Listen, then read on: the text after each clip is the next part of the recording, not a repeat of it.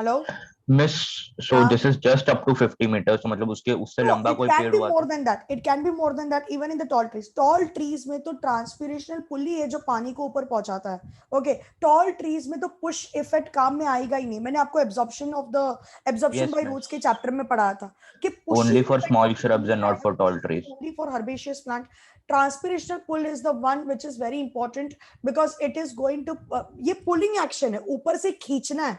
ऊपर से खींचना मतलब सक्शन फोर्स अप्लाई करना. तो चाहे हाइट कितनी भी हो, वो पुल तो होगा ही होगा, राइट? मिस, तो जाइलम का हाइट जितना बड़ा होगा उतना टाइम लगेगा ना एग्जैक्टली. वाटर को पुल होने जाइलम में? का हाइट जितना बड़ा होगा उतना ही वाटर, लेकिन पुलिंग है ना, तो पुलिंग तो फटाफट पहुंच जाएगा.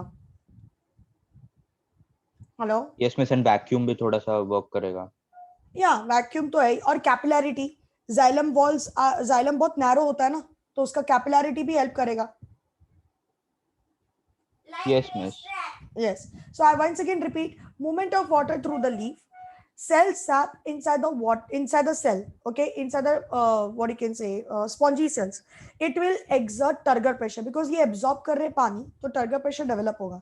This turgor pressure will push the cell wall outside the cell. I mean वो expand करवाएगा basically. Cell को expand करेगा turgor pressure. Because of this turgor pressure, some of the water comes out of the cell wall into the air space. Right now, this water, it turns into water vapor, and then the vapors from the airspace will move into the substomatal space. Finally, the vapors will move out of the stomata. I mean, it will move out by the diffusion through the stomata. Diffusion का मतलब होता है from high to low. High to low. तो अभी फिलहाल सबस्टोमेटल space में vapour ज्यादा है और बाहर वेपर कम है. सो सबस्टोमेटल स्पेस में वेपर ज्यादा है तो और बाहर कम है, so vapors will move from high to low. Getting it? Now what will happen? जैसे ही सेल ज्यादा वाटर लॉस करेगा, that will be replaced by drawing. that drawing का मतलब है sucking और pulling the water from the nearest vein. अब vein कहां से पुल करेगा? Vein is going to pull the water from the stem. Stem कहां से पुल करेगा? रूट में से. एंड रूट कहां से पुल करेगा? सॉइल में से. So if you see, this pulling is helping the plants to take up more and more water from the roots. Basically ये जो pulling action है वो ज्यादा से ज्यादा पानी को ऊपर पहुंचाने में हेल्प करता है, and that pulling action is called as transpirational pull. Getting it? Yes. Everyone? Okay. Yes. Now, experiment to demonstrate more transpiration occurs under the surface of the dicot leaf. Dicot leaf पहले तो क्या होता है? Dicot leaf जो होता है basically it has midrib and it has many veins and veinlets.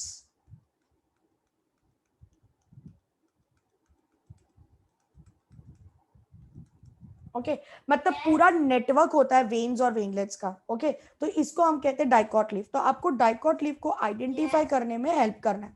आपको dicot leaf को आइडेंटिफाई करने को आना चाहिए. Getting it? So this is the dicot leaf. Okay, dicot leaf में आपको पूरा वेन्स जो है उसका नेटवर्क दिखाई देगा. और अगर मोनोकॉट लीफ है तो मोनोकॉट लीफ में it will be parallel veins. ये देखो parallel veins. Then this is monocot leaf. Okay, तो what are you going to do? You are going to take a dicot leaf. अब dicot leaf के under surface मतलब lower surface में transpiration ज्यादा होता है, ये हमें डेमोन्स्ट्रेट करना है. तो ये हो जाता है एक्सपेरिमेंट का aim. Okay, to demonstrate more transpiration occurs under the surface of the dicot leaf. आप क्या करोगे? You will take a dicot leaf and to that leaf you will attach dry blue cobalt chloride paper. remember leaf को detach नहीं करना है, leaf को तोड़ना नहीं है. leaf has Miss, to your be. voice was breaking a bit. Hello hello hello. Clear है ना? Okay okay. हाँ हाँ ओके ओके. ये मैं ये कह रही थी कि आपको लीफ को ना प्लांट से अलग नहीं करना है, आपको लीफ को प्लांट के साथ ही अटैच करना है. ठीक है, अटैच ही रहने देना, तोड़ना नहीं है. अब ड्राई कोबाल्ट क्लोराइड की पेपर के पीस को ना अटैच करना दोनों सरफेस पे. And you will be holding this paper in a position by 2 glass slides. Okay, which is tied from the side. मतलब उसके साइड्स को आपको टाई कर देना या फिर क्लिप लगा देना है.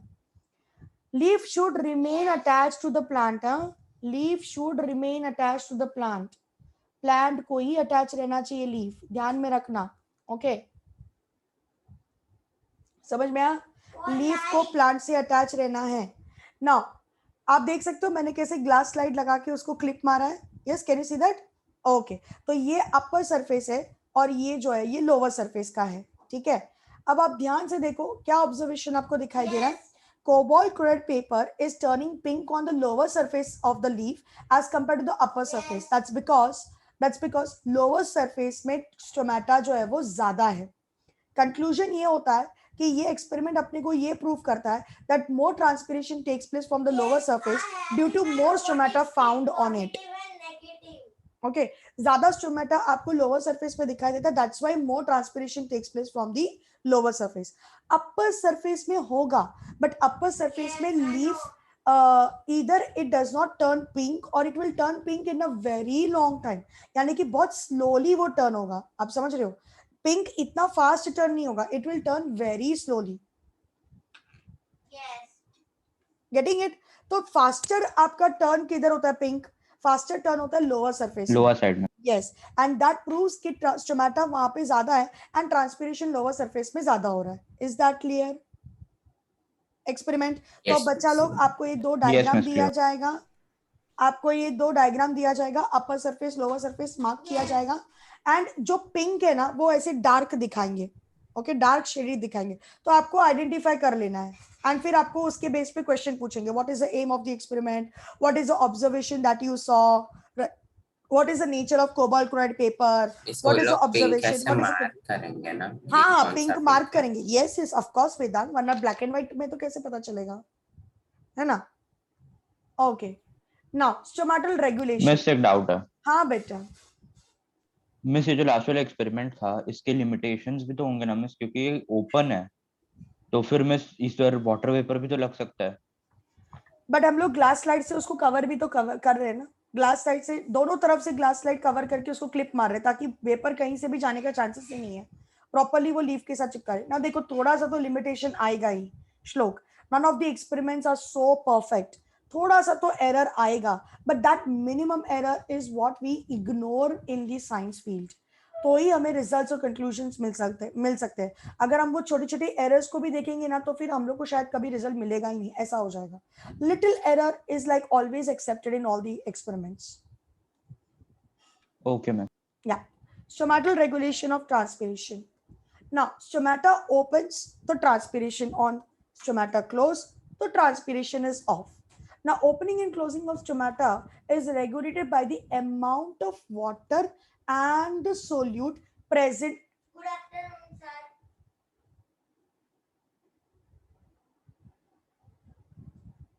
Amount of water. Now it is okay. Yes. Yes. Opening and closing of stomata regulated by the amount of water.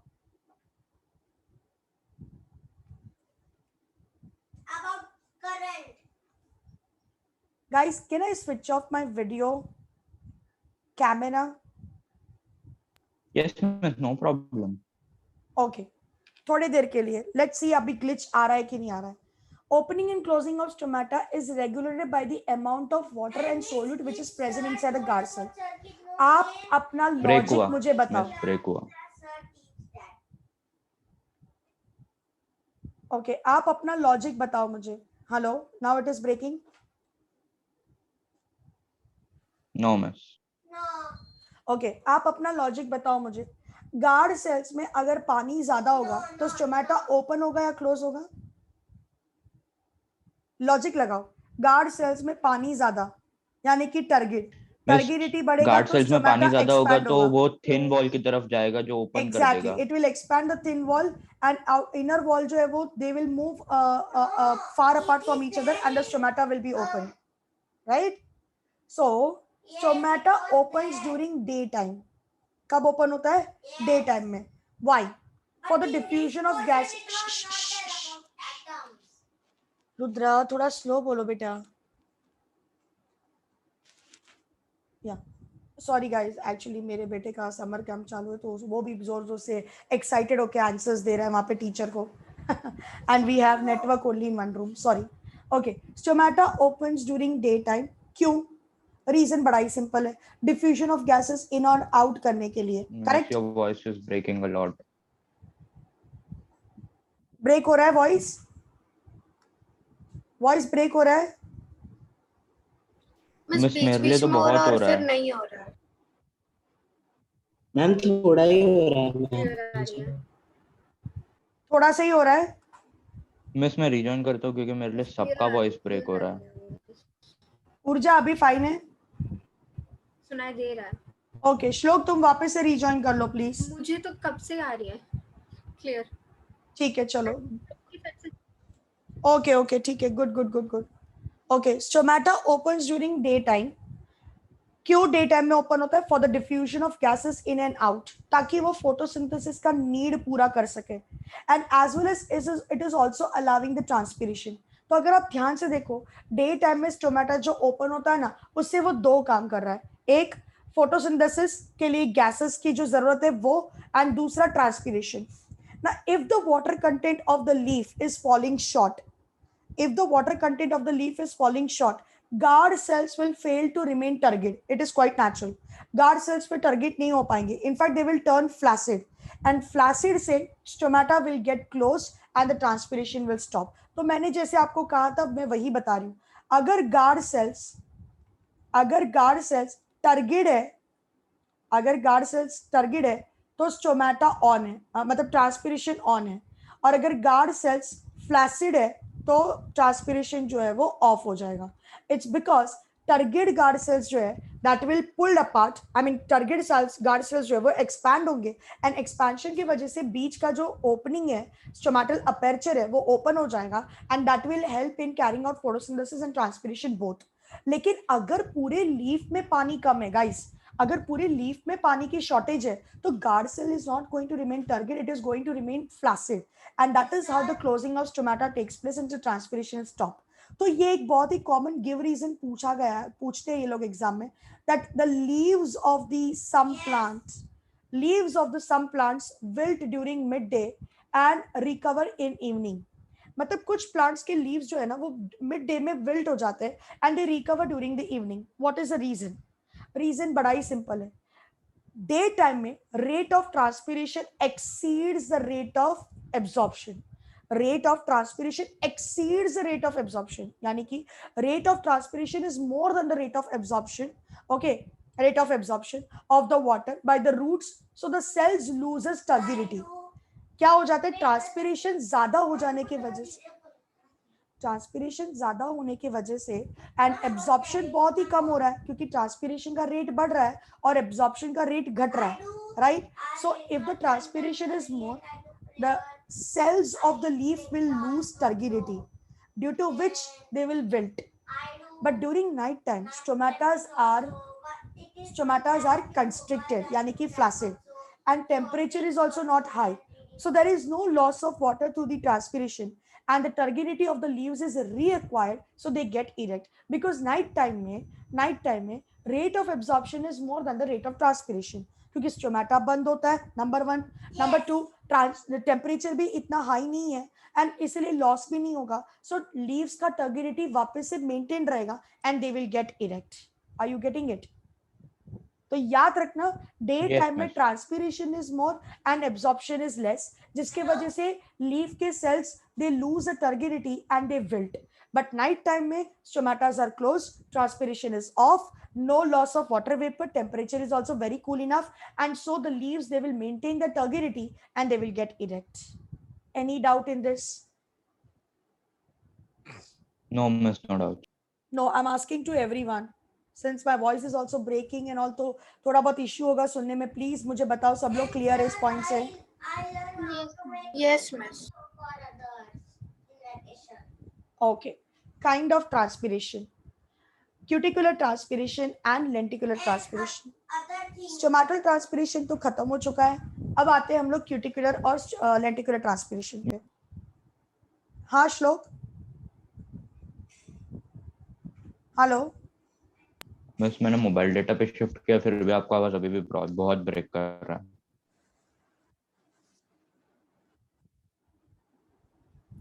इसमें रहने भी आपके लिए भी वॉइस ब्रेक हो रही है?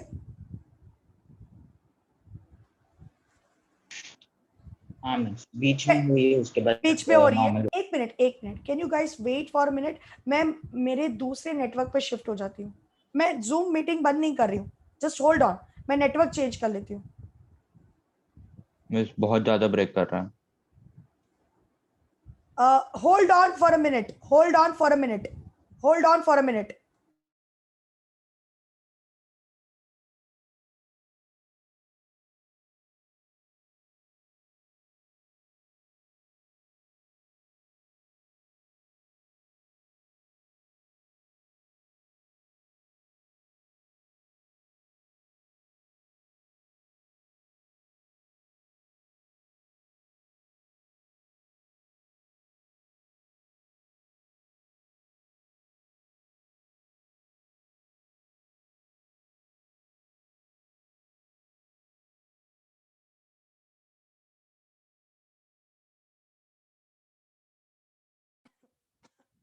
गाइस 1 मिनट है बस, अब मैं नेटवर्क शिफ्ट कर रही हूँ.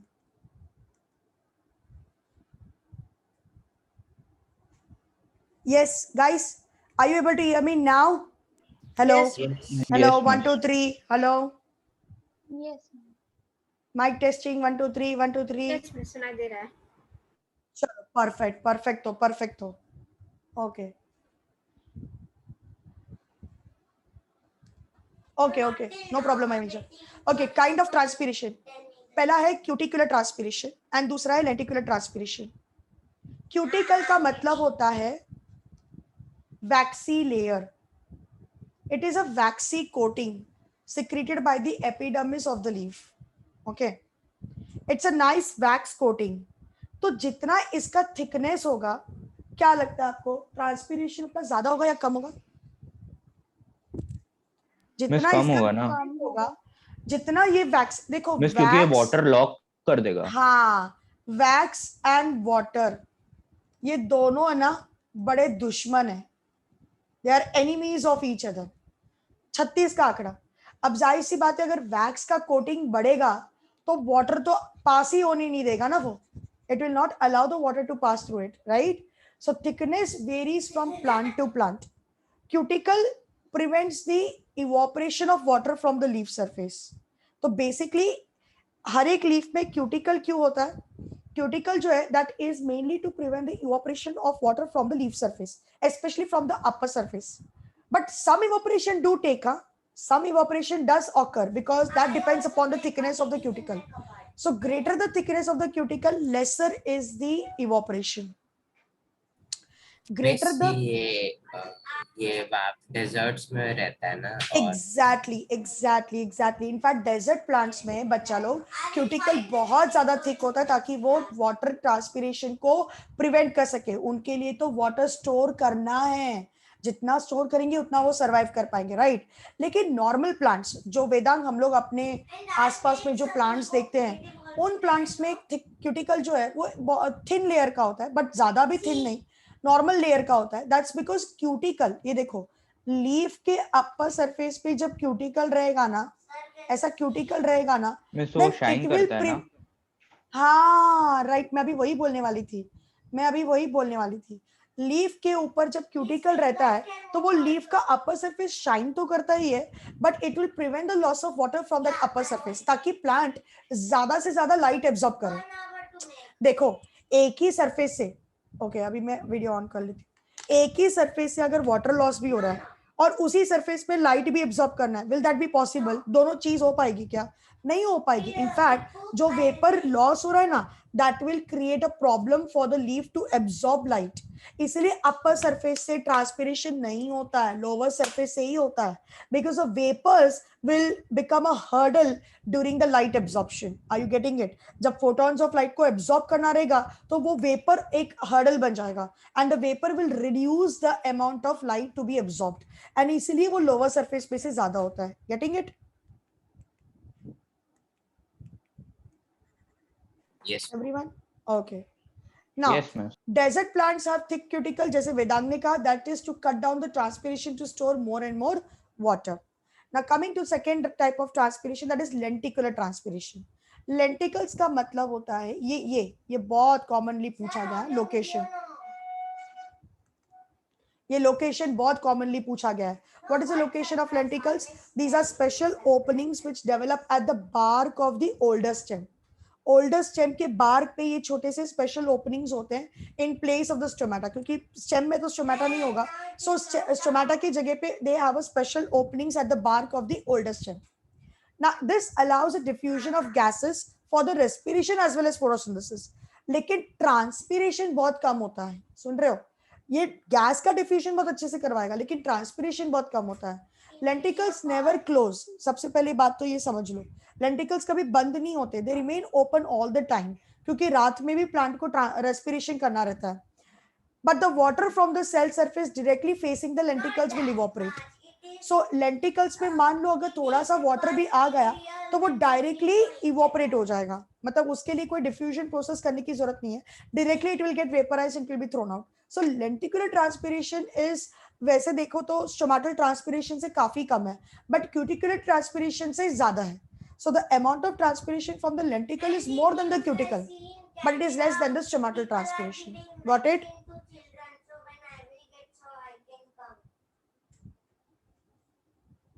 Yes, ma'am. Yes, miss. Everyone, please. Vedang, Yes, ma'am. right? Okay. अब अगर आपको डिफरेंस पूछा क्यूटिकुलर और लेंटिकुलर के बीच में, आप क्या लिखोगे? पॉइंट्स आपके सामने ही है, आपको जो पॉइंट्स यहाँ से उठा के लिखना आप लिख सकते हो.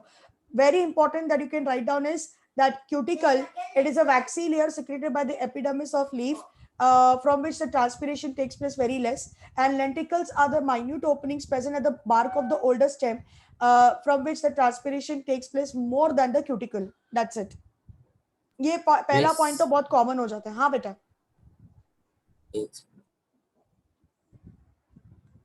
हाँ Vedang. Miss, stomata water reabsorb करता है. स्टोमेटा क्या स्टोमेटा वाटर रीअब्सॉर्ब कर सकता है. रीएब्सॉर्ब कहाँ से करना है? मतलब जैसे बारिश के समय ड्रॉपलेट्स आएंगे तो वो अब्सॉर्ब करेगा. नहीं. एब्जॉर्प्शन वहां से नहीं होता है, एब्जॉर्प्शन रूट से ही होता है, याद रखना. एब्जॉर्प्शन एक ही डायरेक्शन से होता है. यस. मिस सर बड़े इसका trees क्वेश्चन समझा आप मतलब लोगों ने कि अगर ह्यूमिड कंडीशन में जब लीफ के सरफेस पे जो ड्रॉपलेट्स होते हैं वो ड्रॉपलेट्स रीएब्सॉर्ब होता है क्या स्टोमेटा से? नहीं. स्टोमेटा रीएब्सॉर्ब नहीं कर सकता है. एंड सबसे पहली बात तो ये ड्रॉपलेट्स जो है ये प्लांट ने खुद ने रिलीज किया हुआ है, and that process is called as guttation. बताती हूँ मैं. पहले तो अपन फैक्टर्स स्टडी कर लेते हैं. The factors which are affecting the rate of transpiration is number 1 external factors. क्या लगता है आपको? Come on, you only tell me. Suppose intensity of light. चलो आप ही पहले मुझे बता दो, मैं आप ही के साथ डिस्कस कर लेती हूँ. पहले आप मुझे बताओ, जैसे जैसे लाइट इंटेंसिटी बढ़ेगा क्या लगता है आपको, ट्रांसपिरेशन बढ़ेगा या घटेगा? बढ़ेगा. एब्सोल्युटली वो इंक्रीज होगा. करेक्ट. एंड अगर लाइट इंटेंसिटी कम है, लाइक ड्यूरिंग विंटर सीजन और during rainy season light intensity काफी कम होती है, तो क्या ट्रांसपिरेशन इंक्रीज होगा या डिक्रीज होगा? Absolutely correct. So intensity of light day time में स्टोमेटा ओपन होता है तो inward diffusion of carbon dioxide के लिए वो ओपन होता है, और नाइट टाइम में स्टोमेटा क्लोज होता है. So more transpiration occurs during the day time. लेकिन जब डे क्लाउडी होता है तो स्टोमेटा पार्शियली क्लोज रहता है, आधा क्लोज रहता है, and so the transpiration is very less. Right. Second is temperature. yes of course अपन आते हैं ना, ह्यूमिडिटी पे भी आएंगे. Temperature, increase in the temperature increase the rate of transpiration. ये देखो, increase in the temperature increase the rate of transpiration, and more transpiration occurs during the day time. ये give reason में पूछते हैं. more transpiration occurs during the daytime. This is asked for give reason. तो आप क्या लिखोगे इसका answer 1 mark के लिए? What is the Because answer? the intensity of sunlight is more in daytime. Yes, during the daytime intensity of sunlight is more, and stomata remain open for the inward diffusion of carbon dioxide during the photosynthesis. Right? In the night time stomata are closed, and so the more transpiration occurs more during the daytime. Very good. Okay, ये 1 mark के लिए give reason है. Velocity of wind, ये कैसे matter करता है? It is very simple. जितना wind fast blow होगा उतना वो वेपर्स को मतलब वेपर्स को कैरी करके लेके जाएंगे. I mean the water vapour is faster released and the area outside the leaf does not gate saturate with the water vapour. देखो क्या होता है, मैंने आपको एडवांटेज जो मेरा फर्स्ट स्लाइड था उसी में मैंने आपको समझाया था कि कूलिंग इफेक्ट देता है ट्रांसपिरेशन, जो वाटर वेपर लॉस कर रहा है, that is giving a cooling effect on the surface of the leaf, right. तो मतलब वेपर है ना सरफेस के वहां पे प्रेजेंट रहता है, लेकिन अगर विंड फास्ट ब्लो होगा तो वो सारे वेपर्स को खींच के लेके जाएगा, and when all the vapours are taken by the wind, then there will be less amount of vapour outside the leaf. तो लीफ जो है वो ज्यादा वेपर को बाहर थ्रो करेगा। So more the velocity of the wind, more is the rate of transpiration. Getting it? Hello? Diffusion का मतलब क्या होता है? High to low ना? High to low. लीफ के अंदर वेपर ज्यादा है और बाहर कम है।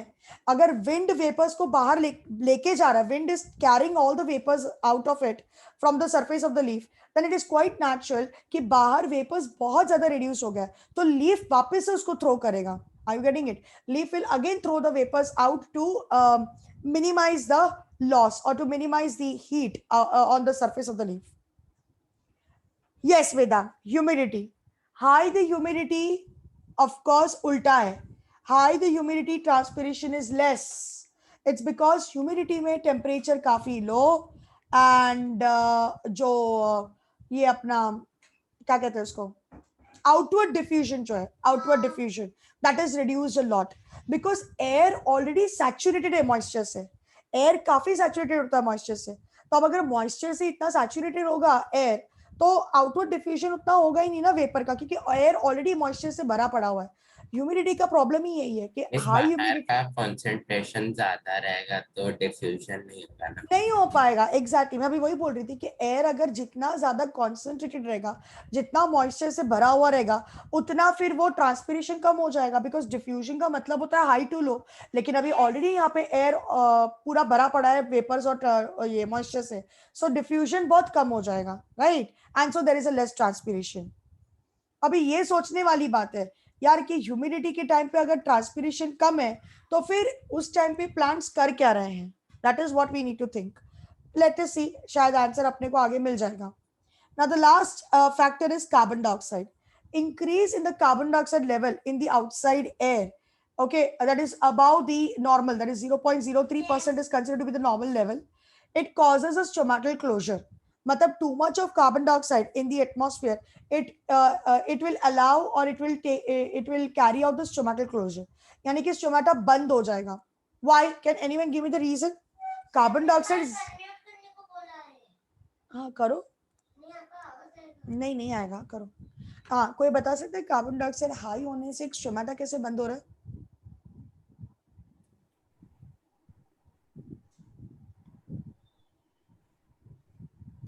Anyone? क्योंकि शायद से वो उतना कार्बन डाइऑक्साइड अब्सॉर्ब ना करना चाहता है। नहीं, Is the absorption of carbon dioxide increases? it is very simple. ये लीफ है, ये स्टोमेटा है, बाहर कार्बन डाइऑक्साइड ज्यादा है, अंदर कार्बन डाइऑक्साइड लेस है लीफ के अंदर, बट नेचुरलिस्ट कार्बन डाइऑक्साइड अंदर जाएगा, राइट ना। To much of carbon dioxide will block the stomatal opening. It will block the stomatal opening, and the stomata, that is a guard cells will turn acidic. Carbon dioxide है ना, acidic हो जाएगा, and because of this the guard cell will shrink, it will flaccid, and the stomata will be closed. कहने के लिए carbon dioxide ज्यादा है तो प्लांट ज्यादा एब्जॉर्ब करेगा for photosynthesis, but you all are wrong. ये एक मिथ है कि कार्बन डाइऑक्साइड ज्यादा होने से प्लांट का रेट बढ़ जाएगा फोटोसिंथेसिस का। नहीं, प्लांट का फोटोसिंथेसिस का रेट स्टेडी होता है, चाहे कार्बन डाइऑक्साइड इंक्रीज हो या डिक्रीज हो, वो स्टेडी रखता है। Because to much of carbon dioxide देखो क्या कर रहा है, to much of carbon dioxide guard cells को एसिडिक बना रहा है, एंड एसिडिक कंडीशन में गार्ड सेल्स फ्लैसिड हो जाएंगे एंड वो स्टोमेटा क्लोज कर देगा। नंबर वन, तो अगर गार्ड सेल एसिडिक हो रहा है तो सोचो लीफ सेल्स भी तो एसिडिक होंगे ना with too much of carbon dioxide, and if the leaf cells will become flaccid then that is going to create a problem to the leaf cells to perform the photosynthesis. In fact leaf day time में मर भी सकते हैं, they will completely wilt and they will die, and so ये चीज नहीं होना चाहिए। Getting it? And so the stomata gets closed to decrease the rate of transpiration. Got it? Yes, miss. Okay. I know that. Atmospheric pressure. अब atmospheric pressure कैसे matter कर रहा है यार? सिंपल है, अगर एटमॉस्फेरिक प्रेशर डिक्रीज होगा then there will be increase in the rate of transpiration. कैसे, कोई बता सकता है? एटमॉस्फेरिक प्रेशर डिक्रीज होने से क्या होता है? मिस बाहर का एयर प्रेशर कम हो जाता है तो क्वांटिटी कम हो जाएगी. जो हाँ बेसिकली मिस प्रेशर तो कम तो जो क्वांटिटी कम, तो डिफ्यूजन हाई टू लो हो जाएगा. करेक्ट. वेपर जो है वो हाई टू लो में जाएगा. करेक्ट. सो वापस वेपर्स बाहर थ्रो करेंगे लीफ, क्योंकि बाहर एटमॉस्फेरिक प्रेशर कम हो चुका है तो उनको सरवाइव करना है, इसलिए वो ज्यादा से ज्यादा वेपर बाहर थ्रो करेंगे ताकि वेपर्स जो है वो लीफ के सराउंडेड रहे और लीफ अपना काम कर सके. Very good. इंटरनल फैक्टर्स वैसे तो कुछ इतने खास नहीं है. इंटरनल फैक्टर्स में water content plays a very important role. If the water content of the leaf decreases due to less absorption of water by roots, then the leaves will wilt and the transpiration is reduced. Simple. ये एक ही fundamental है, ये एक ही internal factor है जो matter करता है. अगर पूरे लीफ में वाटर कंटेंट डिक्रीज हो रहा है तो इसका मतलब ये है कि एब्जॉर्प्शन कम हो रहा है, और अगर एब्जॉर्प्शन कम हो रहा है तो लीव्स विल्ट हो जाएंगे, फ्लैसिड होके विल्ट हो जाएंगे एंड ट्रांसपिरेशन रिड्यूस हो जाएगा मिस एंड स्टोमेटा क्लोज हो जाएगा. इस तो हाई एल्टीट्यूड्स में जहाँ प्रेशर कम ही रहता है तो वो लोग ऐसे ही मतलब फास्ट रहते हैं, उनका rate of transpiration generally. High altitude में देखो एयर प्रेशर कम होने की वजह से तो ट्रांसपिरेशन ज्यादा करते हैं, लेकिन वहां पर वैसे प्लांट्स भी तो ग्रो हो रहे हैं ना Vedant. They can't afford for too much of transpiration over there also, because फिर एक तो ऑलरेडी प्रेशर कम है, टेम्परेचर भी कम है. हाँ, और मेन तो टेम्परेचर वेदांत. हाई एल्टीट्यूड में तो टेम्परेचर भी बहुत कम होता है, तो ट्रांसपिरेशन ऑटोमेटिकली कम होने ही वाला है. So they have to actually face two major factors. One is decrease in the temperature and one is decrease in the atmospheric pressure. Yes. और Yes, wind का velocity ज्यादा हो जाएगा ना कि कम होगा? हाई एल्टीट्यूड इस प्रेशर कम होगा तो वेलोसिटी भी कम ही हो जाएगा. एग्जैक्टली. इस पर इंटेंसिटी थोड़ा ज्यादा रहेगा. यस Light का यस यस. इस कार्बन डाइऑक्साइड हाइट पे कम ही रहेगा. इसे तो हाइट पे उतने प्लांट्स ग्रो भी तो नहीं होते ना वेदांत, उनकी अपनी एक लिमिटेशन है, वो एक पर्टिकुलर हाइट पे ही ग्रो होंगे. Getting it? Yes, yes. चलो guys, adaptation in plants to reduce transpiration. Adaptation in plants to reduce transpiration.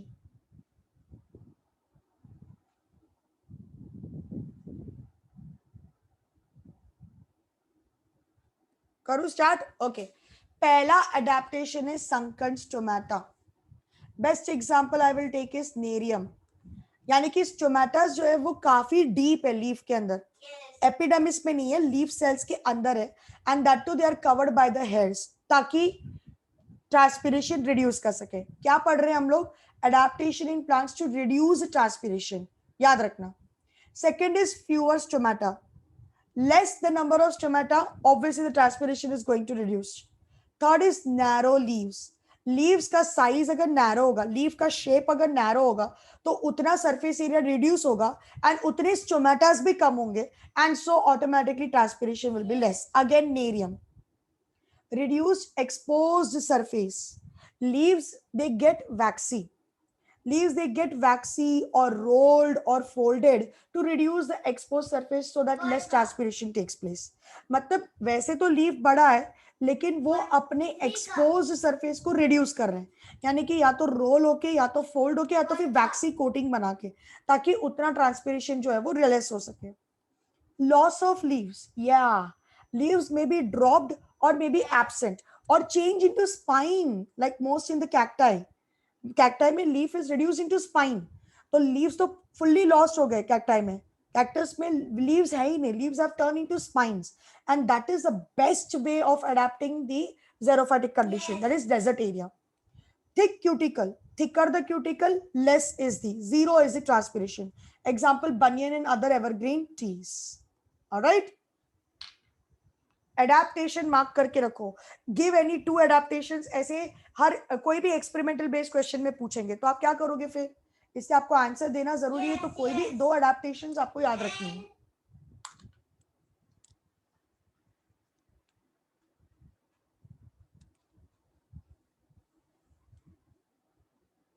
Miss हम लोग thick cuticle loss of leaves के लिए एक ही एग्जांपल दे सकते हैं.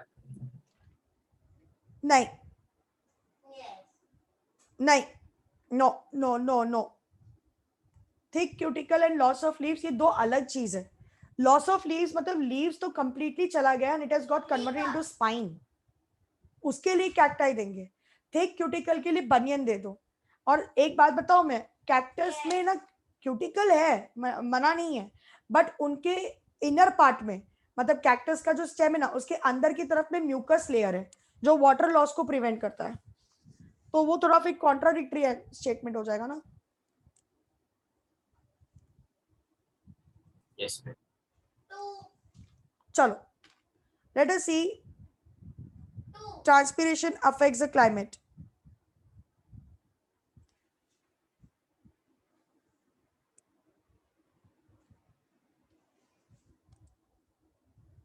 Still same. A fully grown single sunflower plant, it is estimated to lose about half a liter of water per day, and a single maize plant loses 2 liters of water per day. And when you talk about a large apple tree, it loses about 30 liters of water per day. A huge quantity of water is lost by each and every plant, which is released into the atmosphere. And that is the reason that transpiration brings rain. Transpiration brings rain. तो ये आपको give reason में पूछते हैं. Transpiration brings rain. Give reason. Reason क्या लिखोगे? Reason ये लिखोगे, a huge quantity of water is released by the transpiration from each and every plants on the earth. For example, a large apple tree loses 30 liters of water per day, and a single maize plant loses 2 liters of water per day. Such a huge quantity of water mix into the atmosphere and it brings the rain on the surface. That's it. Got it? मतलब कोई भी 2 example देकर आप ये point को explain करोगे. Everyone understood this? Yes, misunderstood. Great. Now coming to guttation and bleeding. मैंने कहा था ना कि ह्यूमिड कंडीशन में प्लांट्स के पास कोई ना कोई तो तरीका होगा ना वाटर लॉस को करने के लिए. हाँ सानवी बोलो. Ma'am, areas that have more plants, it will receive more rain. Absolutely. इसे तो ट्रॉपिकल फॉरेस्ट में इतना रेन होता है ना. Okay, ma'am. इसे तो ट्रॉपिकल रीजन में इतना रेन होता है. Yes, ma'am. Yes. Guttation and bleeding, मैंने आपसे कहा था, याद है कि अगर टेम्परेचर कम है, ह्यूमिड कंडीशन है, विंटर या रेनी सीजन में, तब प्लांट्स कैसे लॉस करते होंगे water. So the plant is losing water by the process called guttation. याद है एब्जॉर्प्शन बाय रूट्स के चैप्टर में भी गटेशन आया था, जहां पे root pressure is helping this process. याद आ रहा है किसी को? रूट प्रेशर का एक क्लासिक एग्जांपल हमने लिया था गटेशन, राइट. रूट प्रेशर से water is pushed up, and this water when it reaches, I mean with the push of the root pressure, okay, with the pressure of the root which is applied, when the water reaches into the margins of the leaf, it is released out in the form of droplets. So the leaves of certain plants, they release droplets of water along their margins in the morning, and this is only possible during the humid condition, because humid environment में transpiration तो होगा नहीं, लेकिन root जो है वो continuously water absorb किए जा रहा है.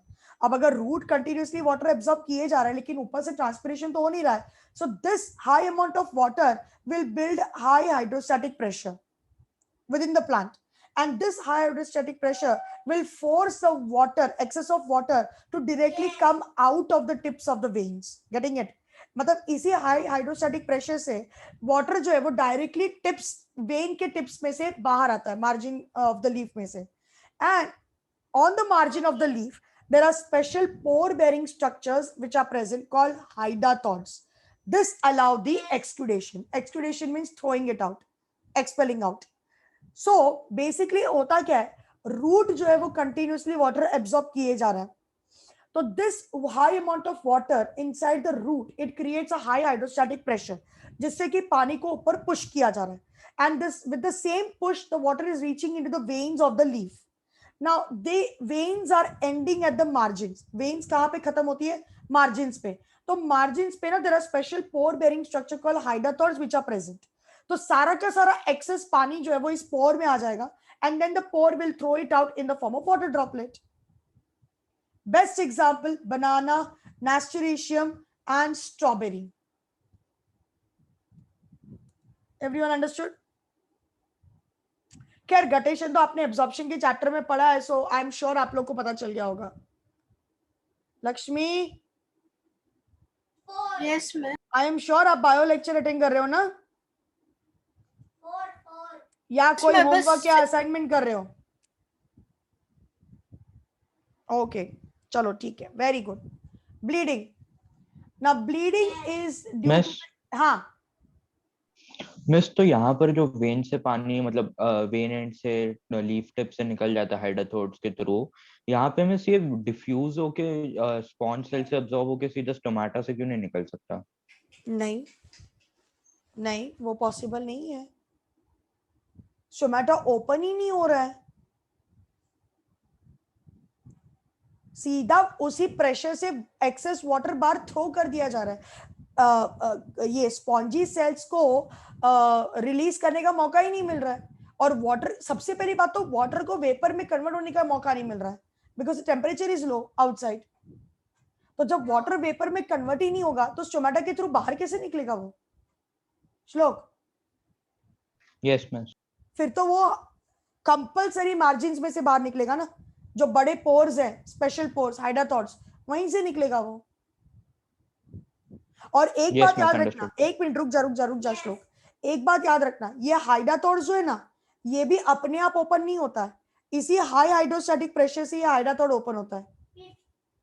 मतलब जब वाटर प्रेशर अप्लाई करता है ना हाइडाथॉर्स पे, तब जाके हाइडाथॉर्स ओपन होता है और फिर वाटर बाहर निकलता है. अंडरस्टूड? Yes miss, understood. मतलब हाइडाथॉर्स का opening is not based on day और नाइट टाइम. हाइडाथॉर्स का opening is based on the It is based on application of pressure. yes, application of pressure, hydrostatic pressure. Exactly. Understood miss. All right.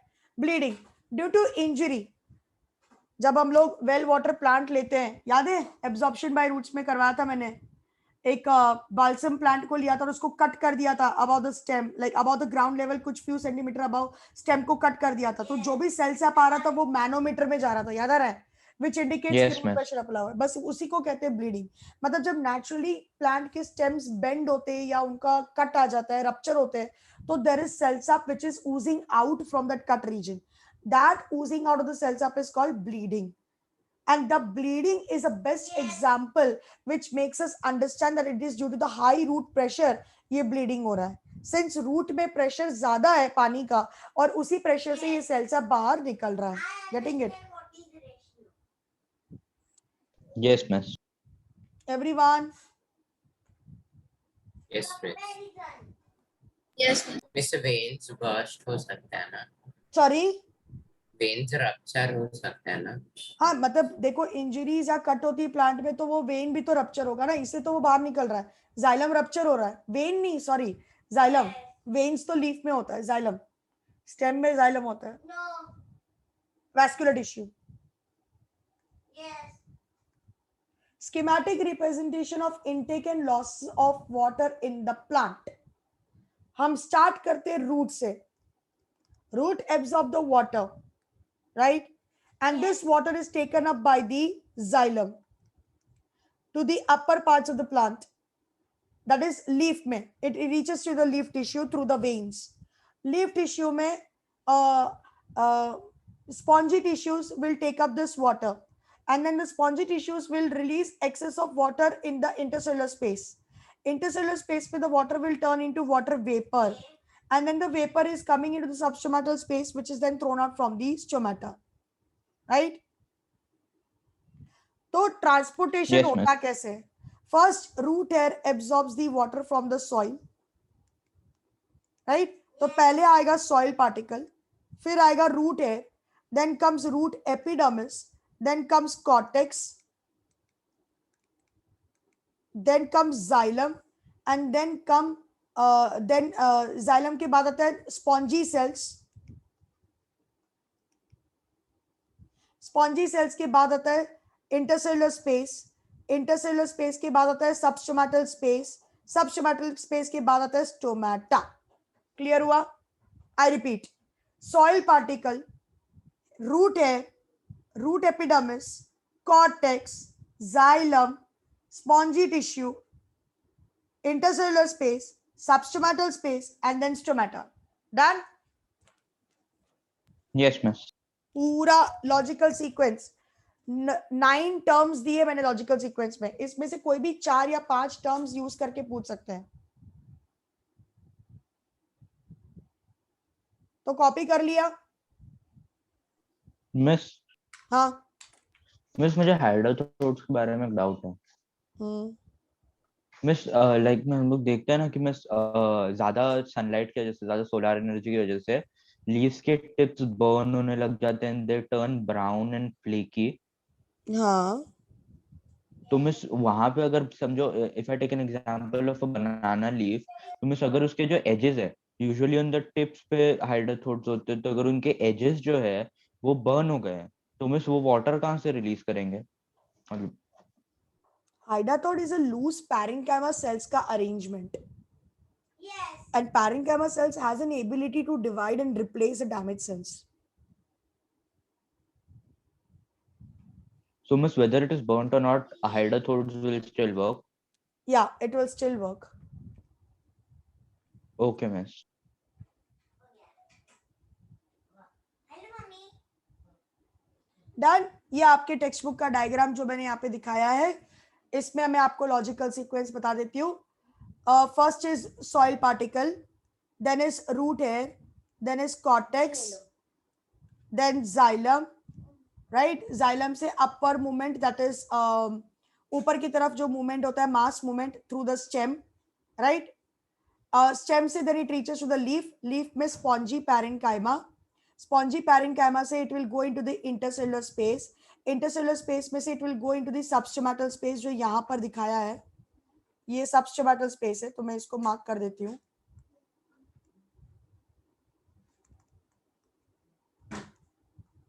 Okay, substomatal space number 7, and then finally stomata. अब आप देख सकते हो stomatal transpiration leaf के surface के through हो रहा है, और स्टेम के सरफेस में से लेंटिकुलर ट्रांसपिरेशन हो रहा है, एंड क्यूटिकुलर ट्रांसपिरेशन यहाँ पे ऊपर अपर लीफ के वहां पर जो क्यूटिकल होता है वहां से क्यूटिकुलर ट्रांसपिरेशन हो रहा है, और गटेशन जो है वो लीफ के मार्जिन्स में से गटेशन होता है, right? Yes. Yes. Yes, miss. या ओके. अभी एक बात याद रखना, गटेशन के लिए स्पॉन्जी पैरेन्काइमा तक सीक्वेंस सही रहेगा, फिर स्पॉन्जी पैरेन्काइमा से हाइड्रोथोड्स में आएगा, एंड हाइड्रोथोड से फिर वो बाहर जाएगा, बस उतना ही चेंज है. अंडरस्टूड? Yes, miss. मार्किंग कर लिया ना? Yes. Great. Done. The chapter is over. I told you it's a very small chapter, and it's a very easy chapter also. कुछ इतना है भी नहीं, इतना डिफिकल्टी लेवल जितना कुछ है ही नहीं इसमें से, बट फिर भी बहुत इजी क्वेश्चंस पूछते हैं इसमें से, and that is why it becomes easy for me also to teach, because वो जो क्वेश्चंस पूछे गए रहते हैं मैं वही यूज करके यहाँ पे पढ़ा लेती हूँ, तो बच्चों को वो याद रहता है कि हाँ ऐसा क्वेश्चन पूछा है, ऐसा क्वेश्चन पूछा है, and all those types. Okay, logical sequence एक बार अच्छे से रीड कर लेना. लॉजिकल सीक्वेंस बच्चों को नहीं आता है, एंड बहुत से लोग कंफ्यूज भी रहते हैं, और हमेशा उनका मार्क्स चला जाता है. तो याद रखना, सॉइल वाटर से रूट हेयर, रूट हेयर से एपिडर्मिस, एपिडर्मिस से कॉर्टेक्स, कॉर्टेक्स से जाइलम, जाइलम से स्पॉन्जी पैरेन्काइमा, स्पॉन्जी पैरेन्काइमा से इंटरसेलुलर स्पेस, इंटरसेलुलर स्पेस से सबस्टोमेटल स्पेस, सबस्टोमेटल स्पेस से स्टोमेटा. खत्म. Is that clear? Yes, ma'am. बोलो, any doubt in the chapter? बढ़िया सा एक चैप्टर भी कंप्लीट हो गया अपना। नहीं, असाइनमेंट ले लो।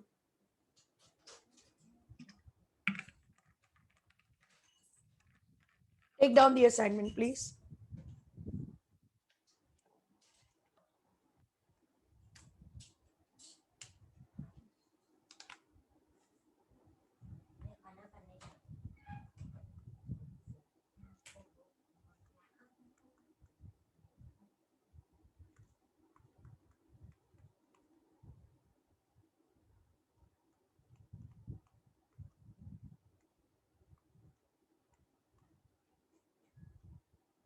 Assignment chapter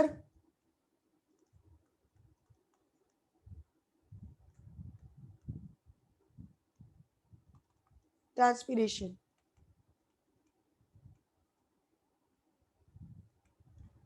Diagram of stomata.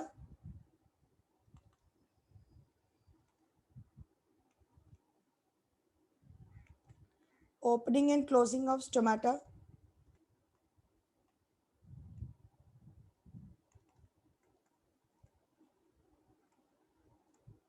Mechanism.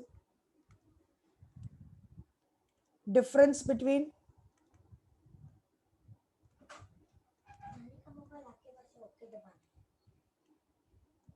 cuticular and lenticular.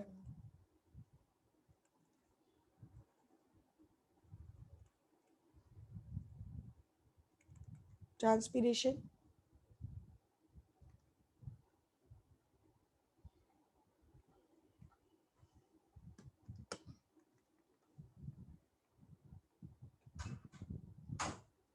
Guttation and bleeding.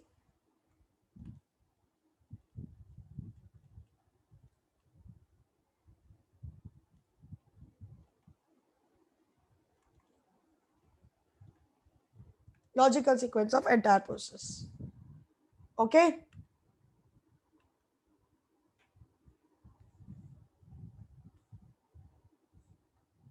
Yes miss मुझे एक डाउट है Hmm. मिस, मतलब एक जनरलाइज है, अगर प्लांट में जो सेल वॉल है मिस, प्लांट सेल का जो सेल वॉल है वो सेल्यूलोसिक की जगह पेप्टिडोग्लाइकन का बना होता तो मिस, तो प्लांट फिजियोलॉजी में क्या डिफरेंस आता? अगर प्लांट सेल वॉल क्या वापस से repeat. सेल्यूलोज की जगह पेप्टिडोग्लाइकन का बना होता तो? A very hypothetical miss question. क्योंकि फिर उसके बाद फ्रीली परमिएबल से सेमी परमिएबल हो जाता ना वो, तो मिस उससे क्या डिफरेंस नोट होता? तुम्हें लगता है वो उतना अच्छे से अडेप्ट कर पाते? Miss like I can't actually answer this, but फिर मुझे क्यूरियोसिटी है कि वो ऐसा होता तो क्या होता। तुम्हें लगता है वो इतनी अच्छी तरीके से अडेप्ट कर पाएंगे? तुम्हें लगता है वो इतनी अच्छी तरीके से मॉडिफाई कर पाएंगे अपने पार्ट्स को? डू यू नो नहीं, प्लांट जितना मॉडिफिकेशन करता है उसके बॉडी पार्ट को और कोई ऑर्गेनिजम्स इस अर्थ पे मॉडिफिकेशन नहीं करता? Not even the bacteria, not even fungi, not even protistants, not even animals, और ह्यूमंस की तो बात ही मत करो. They can't modify their parts. It's only the plants who can modify very quickly to adapt the unfavorable condition. तो अब अगर peptidoglycan होता तो स्टिफनेस तो बढ़ता ही, और प्लस उसकी एडेप्टेशन करने की जो एबिलिटी है वो डिक्रीज हो जाती है. आई डोंट थिंक सो फिर तभी मेरे को इतने सारे वर्सेटाइल हैबिटेट में प्लांट्स देखने मिल पाता शायद. Okay, miss. The cell wall material of the bacteria is making it more and more resistance, but that doesn't mean that it can acquire any habitat. But the cell wall of the plant, it's sensitive. Cell wall of the plant, is sensitive. Cell wall का जो material है, that is very sensitive. It is a very soft material as compared to peptidoglycan. But उसका modification भी तो उतना ज़्यादा है ना, वो अपने parts को easily modify कर सकता है. जब भी उसको change करना वो कर सकता है. Take a classic example of cactus यार. कैसे स्पाइन्स में कन्वर्ट कर दिया उसने लीफ को, एंड अपने स्टेम को उसने लीफ में कन्वर्ट कर दिया. Now is that so easy? No, it's not that easy, right? तो ये सब जो मॉडिफिकेशंस है ना श्लोक, आप 11th में स्टडी करने वाले हो, तभी आपको ये शायद पता चलेगा कि why they are made up of cellulose. This is a reason कि इतना वर्सेटाइल मॉडिफिकेशन तो कोई नहीं दिखा था. Yes everyone, did you note down the homework? Yes, This will miss. be assigned in the Google Classroom and you all have to complete it on time. All right? Yes? Chalo. Yes, miss. Bye all. Take care. Okay, See miss. you. Thank you, miss. Bye. Bye, ma'am.